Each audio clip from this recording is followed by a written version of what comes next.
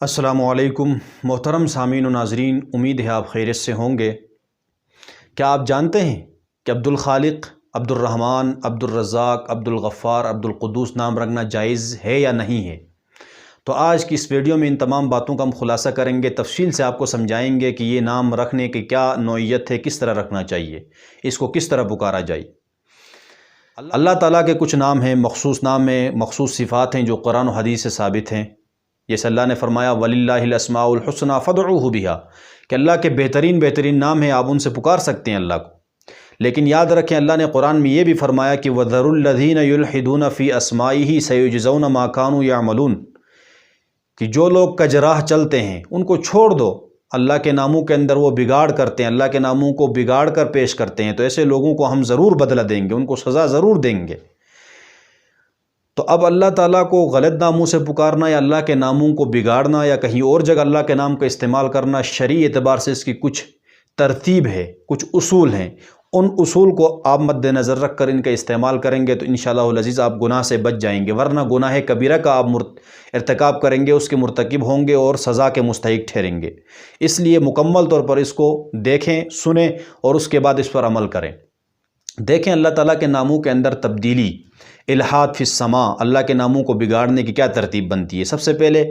اللہ کے جو نام قرآن و حدیث سے ثابت ہیں انہی ناموں سے، چاہے وہ نام ہو یا صفات ہوں، انہی نام اور انہی صفات سے اللہ کو پکارا جائے، اللہ کے حمد و ثنا کی جائے۔ قرآن و حدیث کے علاوہ کسی اور نام سے اپنی طرف سے چاہے اللہ کو پکارنا تو اس کی اجازت نہیں ہے۔ علماء نے اس بات کو صاف طور پر لکھا ہے، قرآن و حدیث میں جو نام اور صفات اللہ کے لیے ثابت ہیں اسی سے اللہ کی حمد و ثنا کی جائے۔ دوسرے نمبر پر یہ ہے کہ اللہ تعالیٰ کے جو نام قرآن و حدیث سے ثابت ہیں ان ناموں میں سے یا ان صفات میں سے کسی کو نامناسب سمجھ کر چھوڑ دینا، یہ بھی اس کے اندر شامل، اس آیت کے اندر یہ بھی گناہ کبیرہ ہے کہ جب ایک نام اللہ نے قرآن میں اور اللہ کے نبی نے احادیث کے اندر ذکر کیا، اللہ کی صفات ذکر کی، تو میں اور آپ کون ہوتے ہیں کہ ان صفات کو نظر انداز کریں، اس کو نامناسب سمجھیں۔ تو اس لیے جو نام اور صفات اللہ کے قرآن و حدیث میں ہیں اسی کا استعمال کریں، اور اس کو چھوڑنا بھی بے ادبی ہے۔ اور تیسرے نمبر پر یہ ہے کہ جو نام قرآن و حدیث میں اللہ کے لیے مخصوص ہیں ان کا استعمال کسی اور کے لیے، غیر اللہ کے لیے، کسی آدمی کے لیے، کسی شخص کے لیے کرنا، اس کی نوعیت دو قسم کی ہے۔ دیکھیں کچھ نام ایسے ہیں اللہ کے مخصوص جو قرآن و حدیث میں دوسرے لوگوں کے لیے بھی استعمال کیے گئے ہیں، جیسے رحیم، رشید، کریم، علی، عزیز، یہ نام قرآن و حدیث میں دوسرے لوگوں کے لیے استعمال ہو چکے ہیں، تو یہ نام اللہ کے بھی ہیں لیکن لوگوں کے لیے بھی استعمال ہوتے ہیں، تو اس کا استعمال کرنے میں کوئی قباحت نہیں ہے، یہ نام رکھے جا سکتے ہیں، اس طرح پکارے جا سکتے ہیں۔ لیکن بعض نام ایسے ہیں جو اللہ تعالیٰ کے لیے مخصوص ہیں، لوگوں کے لیے قرآن و حدیث میں اس کا ثبوت نہیں ہے، اس کا استعمال جائز نہیں ہے، حرام ہے، جیسے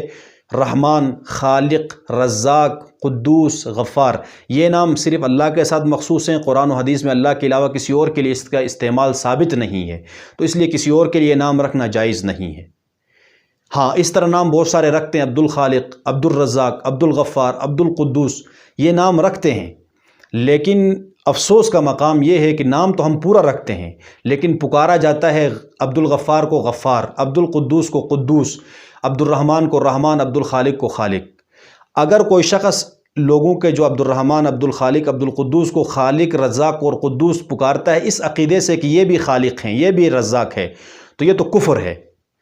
اگر اس کو یہ عقیدہ غلط نہیں ہے لیکن بے سمجھی اور بے فکری میں کسی کو عبدالخالق کو خالق پکارتا ہے، عبدالقدوس کو قدوس پکارتا ہے، عبدالرحمن کو رحمان اور اسی طرح عبدالسبحان کو سبحان پکارتا ہے،